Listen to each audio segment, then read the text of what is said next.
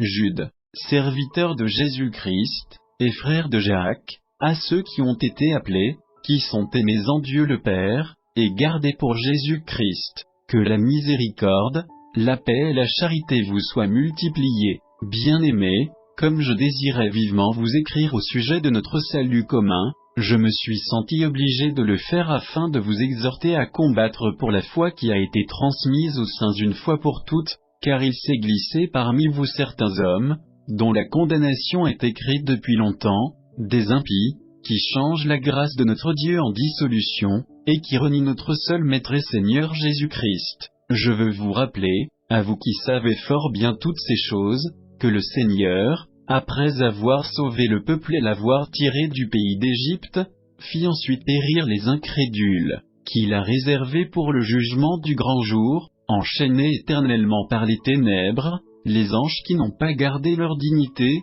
mais qui ont abandonné leur propre demeure, que Sodome et Gomorrhe et les villes voisines, qui se livrèrent comme eux à l'impudicité et à des vices contre nature, sont donnés en exemple, subissant la peine d'un feu éternel. Malgré cela, ces hommes aussi, entraînés par leur rêverie, souillent pareillement leur chair, méprisent l'autorité et injurient les gloires. Or, l'archange Michel, lorsqu'il contestait avec le diable et lui disputait le corps de Moïse, n'osa pas porter contre lui un jugement injurieux, mais il dit, que le Seigneur te réprime. Eux, au contraire, ils parlent d'une manière injurieuse de ce qu'ils ignorent, et ils se corrompent dans ce qu'ils savent naturellement comme les brutes. Malheur à eux car ils ont suivi la voie de Caïn, ils se sont jetés pour un salaire dans l'égarement de Balaam, ils se sont perdus par la révolte de Corée, ce sont des écueils dans vos agapes,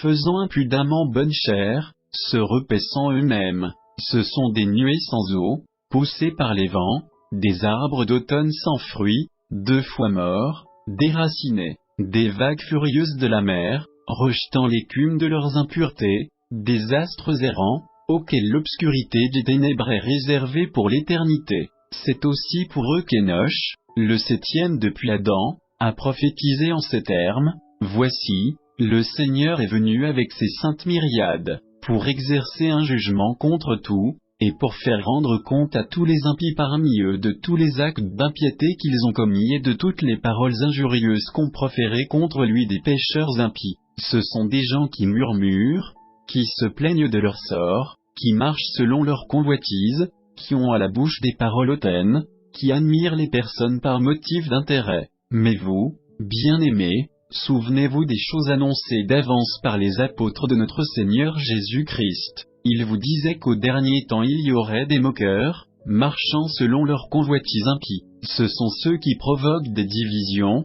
hommes sensuels, n'ayant pas l'esprit. Pour vous, bien-aimés, vous édifiant vous-même sur votre très sainte foi, et priant par le Saint-Esprit, maintenez-vous dans l'amour de Dieu, en attendant la miséricorde de notre Seigneur Jésus-Christ pour la vie éternelle. Reprenez les uns, ceux qui contestent, sauvez-en d'autres en les arrachant du feu, et pour d'autres encore, ayez une pitié mêlée de crainte, haïssant jusqu'à la tunique souillée par la chair. Or, à celui qui peut vous préserver de toute chute et vous faire paraître devant sa gloire irrépréhensible et dans l'allégresse, Dieu seul, notre Sauveur, par Jésus-Christ notre Seigneur, soit gloire, majesté, force et puissance, dès avant tous les temps, et maintenant, et dans tous les siècles. Amen.